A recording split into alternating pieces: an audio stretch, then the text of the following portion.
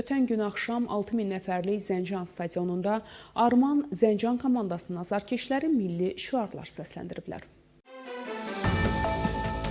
Azarkeşlər bu şəhərin Azərbaycan kimliyini vurğulayaraq Armanım, Zəncanım, gözəl Azərbaycanım, Azərbaycan var olsun, istəməyən kör olsun və Urmu, Təbriz, Ərdəbil bu səs Zəncandan gəlir kimi şüarlar səsləndiriblər. Komandanın tərəfdarları həmçinin türk dilində eşqin məni dərdə salıb, 1, 2, 3 Arman kimi digər şüarlar da səsləndiriblər. Son illərdə Zəncan şəhəri və əyaləti Azərbaycanın digər bölgələri kimi xüsusilə şəhər gəncləri arasında Türk-Azərbaycan kimliyinin getdikcə daha çox böyüməsinə və güclənməsinə şahid olur.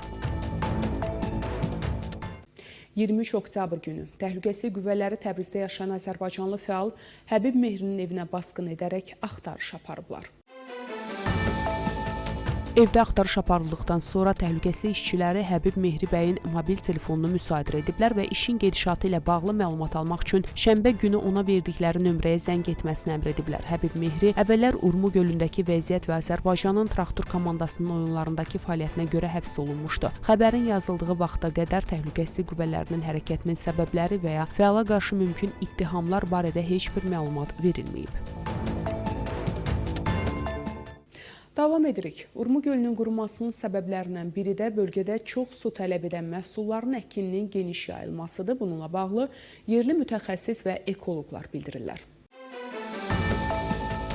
Onların fikrincə bölgədə əkin ənənəsinin dəyişdirilməsi, modern suvarma üslubundan istifadə barədə tövsiyə və xəbərdarlıqlara əhəmiyyət verilməyib. Son araşdırmalara görə Urmu gölü hövzəsində su istehlakının 68%-ni 4 məhsul alma, çuğundur, yonca və buğda təşkil edir. Həmin məhsullarla suvarma sezonunda təxminən 2 milyard 390 milyon kubmetr su sərf olunduğu bildirilir. Bu məhsullar isə regionun ümumi iqtisadi əlavə dəyərinin 8%-ni təşkil edir və bölgənin iqtisadiyyatında ciddi rol oynamır. Xüsusən şəkər çuğunduru əkinin Urmu gölü hövzəsinin su ehtiyatlarının tükənməsində əhəmiyyətli rolu var. Son məlumatlara görə, ötən əkin ilində Qərbi Azərbaycan əyalətində ümumilikdə 2,1 milyon ton şəkər çuğunduru istehsal olunub. Bu isə İranın şəkər çuğunduru istehsalının 35%-ni təşkil etməklə İranda birinci yeri tutur. Bölgədə istehsal olunan şəkər çuğunduru isə suyun istehlakına görə dünya üzrə orta göstəricidən 3 dəfə, suvarma üçün tələb olunan suya görə isə dünya standartından təxminən 9 dəfə artıq su tələb edir. Bölgədə su çatışmazlığı və Urmu gölünün qurumasına baxmayaraq son illər İran hökumətinin yerli əkinçiləri şəkər çuğundurunun əkini üçün daha çox təşviq etməsi, gölün bilərəkdən qurudulması barədə irəli sürülən ehtimalların əsaslı olduğuna dair fikirləri gücləndirir. Qeyd edək ki, hazırda Urmu gölü demək olar ki, tamamilə quruyub və peykdən çəkilən fotolarda o görünmür.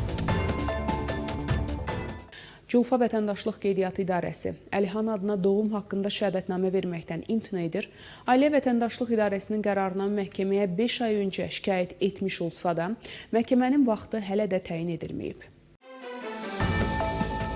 Bu barədə uşağın atası Balamın adı kampaniyasına danışıb. Oğlum 2 iyun 2025-ci ildə anadan olub və biz ona Əlihan adını seçmişik. Culfa Vətəndaşlıq Vəziyyəti Haqlarının Qeydiyyatı İdarəsi bu adın ad seçimi sistemində mövcud olmadığını bəhanə edərək onu qeydiyyata almaqdan imtina edib. Biz ad üçün minlərlə insanın doğum haqqında şəhadətnamə aldığını bildirsək də, əməkdaşlar adın Tehrandan qadağan edildiyini dedilər. Biz buna görə də idarənin qərarından məhkəməyə şikayət etdik, ancaq 5 ay keçməsinə baxmayaraq məhkəmə tarixi hələ təyin olunmayıb və uşağımızın daha neçə ay şəhadətnaməsi olmadan qalacağı məlum deyil deyə ata bildirib. Qeyd edək ki, İranda mövcud qaydalara görə doğum haqqında şəhadətnaməsi olmayan uşaqlar bir sıra imtiyazlardan, o cümlədən peyvənd, süd tozu payından yararlana bilmirlər. Nəticədə ailələr bütün bu xərcləri öz ciblərindən qarşılamaq məcburiyyətində qalırlar. Bu da indiki sosial şəraitdə ailələrə olduqca böyük çətinliklərə salır. Bundan başqa bir çox hallarda xəstəxanalarda sənədi olmayan uşaqları qəbul etməkdən imtina edirlər. Beləliklə rejim bu məhdudlaşdırıcı təzyiq vasitələrindən istifadə edərək ata-anaları uşaqlarına türk olmayan adlar seçməyə yönləndirməyə çalışır.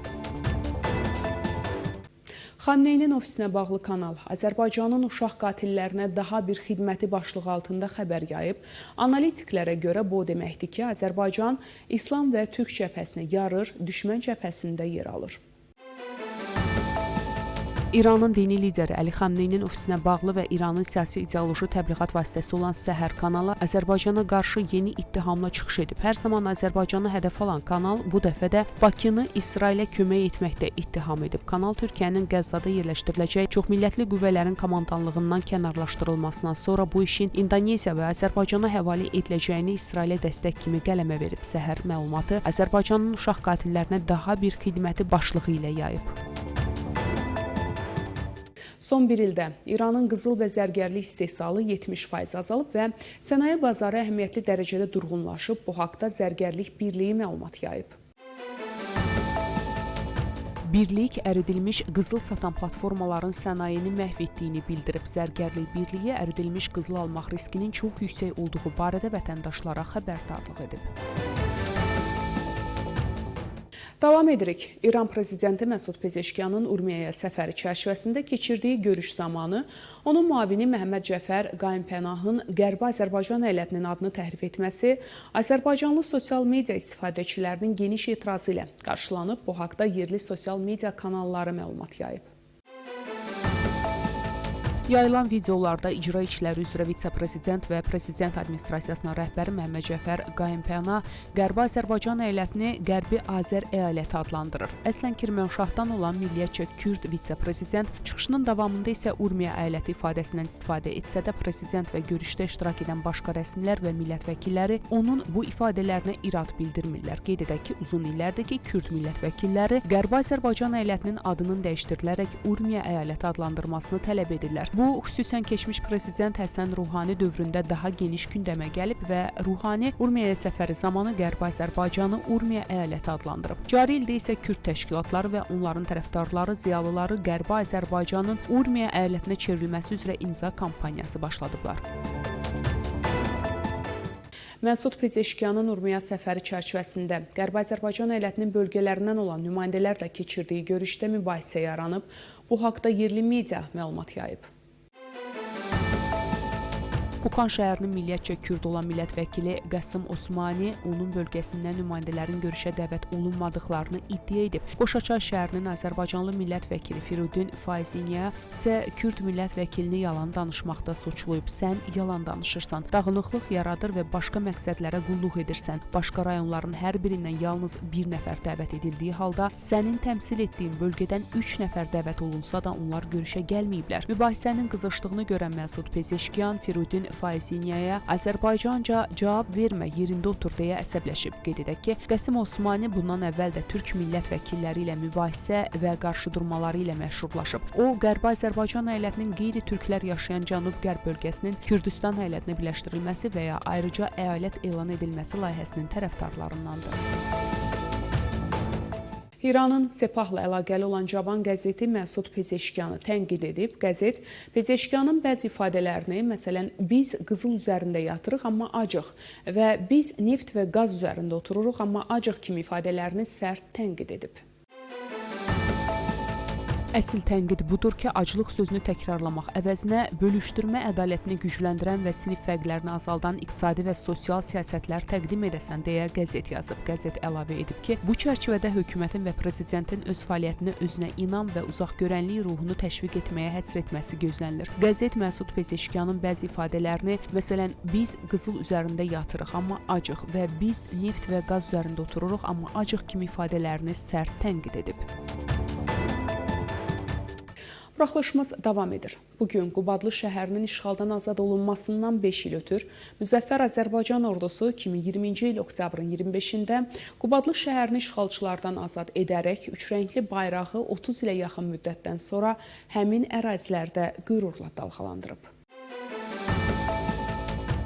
2020-ci il oktyabrın 25-də Azərbaycan prezidenti Müzəffər Ali Başkomandan İlham Əliyev Zəngilan, Cəbrayıl, Qubadlı rayonlarının bir neçə kəndini və Qubadlı şəhərinin işğaldan azad edildiyini açıqlayıb. Qubadlı rayonunun işğaldan azad olunması uğrunda aparılmış döyüş əməliyyatlarında iştirak edərək şəxsi igidlik və şücaət nümayiş etdirmiş 5867 hərbi qulluqçu Qubadlının azad olunmasına görə medalı ilə təltif olunub. Qeyd edək ki, Qubadlı rayonu 1933-cü ildə Qubadlı kəndinin əsasında təşkil olunub. 1963-cü ildə ləğv edilərək demək ərazisi Zəngilan rayonu ilə birləşdirilib. 1964-cü ildə yenidən müstəqil rayon olub. Qubadlı 31 avqust 1993-cü ildə Ermənistan Silahlı Qüvvələri tərəfindən işğal edilmişdi. İnzibati bölgüsünə 1 şəhər, 93 kənd, 31 inzibati ərazi dairəsi aiddir. Prezident İlham Əliyevin 2023-cü il iyulun 31-də imzaladığı sərəncama əsasən oktyabrın 25-i Qubadlı şəhəri günü kimi qeyd edilir. Azərbaycan bütün dünyada sülhün, dialoqun və davamlı tərəqqinin təşviqi üçün bütün tərəfdaşlarla işləməyə davam edəcək. Bunu Azərbaycan Xarici İşlər Naziri Ceyhun Bayramov BMT-nin yaradılmasının 80-ci il dönümünə həsr edilmiş tədbirdəki çıxışında deyib. O, tərəfdaşlığı gücləndirməyə, əməkdaşlığın yeni yollarını araşdırmağa, indiki və gələcək nəsillər üçün daha dinc, daha ədalətli və daha davamlı dünya qurmaq üçün ortaq öhdəliyi təsdiqləməyə çağırıb. Nazir Azərbaycanın BMT sistemində fəal iştirakını, o cümlədən BMT Təhlükəsizlik Şurasının qeyri-daimi üzvlüyünü, BMT-nin İqtisadi və Sosial Şurasına üzvlüyünü, COP29-a ev sahibliyi etmək, davamlı və inklüziv inkişafın təşviqi kimi qlobal təşəbbüslərə artan töhfəsini vurğulayıb. O, həmçinin Azərbaycanın şəhər davamlılığı iqlim fəaliyyəti ilə əlaqələndirmək və qlobal iqlim diplomatiyasındakı rolunu gücləndirmək üzrə Azərbaycanın daha geniş baxışının bir hissəsi kimi qarşıdan gələn mərhələləri VAFA 13 və Bakıda Ümumdünya Ətraf Mühiti Günü 2026-nı diqqətə çatdırıb. Ceyhun Bayramov Azərbaycan və Birləşmiş Millətlər Təşkilatının 2021-2025-ci illər üzrə Azərbaycan BMT dayanıqlı inkişaf üzrə əməkdaşlıq çərçivə sənədinin uğurla başa vurduğunu, bugün imzalanan 2026-2030-cu illəri əhatə edən yeni çərçivə sənədinin Azərbaycan BMT tərəfdaşlığında növbəti mərhələ olduğunu bildirib. Dünya gündəmi ilə davam edirik. Rusiya ordusu Kiyevə ballistik raketlərlə hücum həyata keçirib. Bu barədə Kiyev şəhər hərbi administrasiyasının rəhbəri Timur Tkaçenkov bildirib. Zərbələr nəticəsində Dnepr rayonunda yerləşən uşaq bağçasının binasına zərər dəyib. Tkaçenkonun sözlərinə görə hadisə nəticəsində ilkin məlumata əsasən 8 nəfər yaralanıb. Hadisə yerində xilasedicilər və təcili tibbi yardım briqadaları fəaliyyət göstərir. İtaliya, Ukrayna üçün SAMT hava hücumundan müdafiə sistemlərinə sursat və raketlərin tədarükünü özündə ehtiva edən 12-ci hərbi yardım paketini hazırlayır. Bu barədə Bloomberg agentliyi mənbələrə istinadən məlumat yayıb. Məlumata görə parlament prosedurlarından asılı olaraq paket ilin sonuna qədər hazır ola bilər. Həmçinin bildirilib ki, İtaliya Ukraynaya SAMT hava hücumundan müdafiə sistemlərinin 2 batareyasını artıq verib. Qeyd edək ki, Giorgia Meloni hökuməti artıq Ukraynaya ümumi dəyəri 2,5 milyard avro ilə 3 milyard avro arasında olan 11 yardım paketi göndərib. İtaliya hökuməti həmçinin həddindən artıq büdcə kəsiri proseduru başa çatdıqdan sonra müdafiə xərclərinin məhdudlaşdırılmasının ləğvi üçün milli mexanizmin aktivləşdirilməsini nəzərdən keçirir. Hər iki mexanizm Avropa İttifaqının büdcə qaydaları ilə təmin edilir və müdafiənin maliyyələşdirilməsinin artırılmasına imkan verir. Fransa, Ukraynaya Miraj qırıcı təyyarələri və Aster raketləri verməyə, həmçinin Ukrayna Silahlı Qüvvələri üçün təlimlər keçməyə hazırdır. Bunu Fransa Prezidenti Emmanuel Macron Könüllülər Koalisiyasının iclasında bildirdi.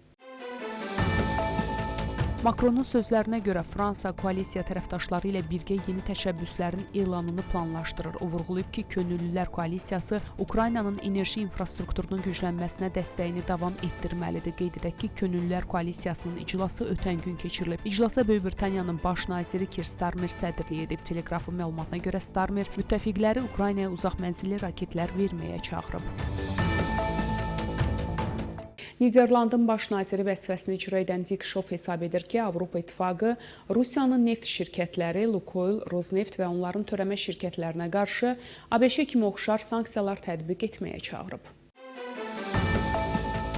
Schoof bu barədə Londonda Könüllülər Koalisiyasının iclasından sonra açıqlama verib. Dick Schoof Şimal dənizində kölgə donanması ilə mübarizənin gücləndirilməsinə töhfə verəcəyini vəd edib. Xatırladaq ki, oktyabrın 22-sində Amerika Maliyyə Nazirliyi Rosneft, Lukoil və bu şirkətlərin 34 törəmə müəssisəsini yeni sanksiyalar paketinə daxil edib.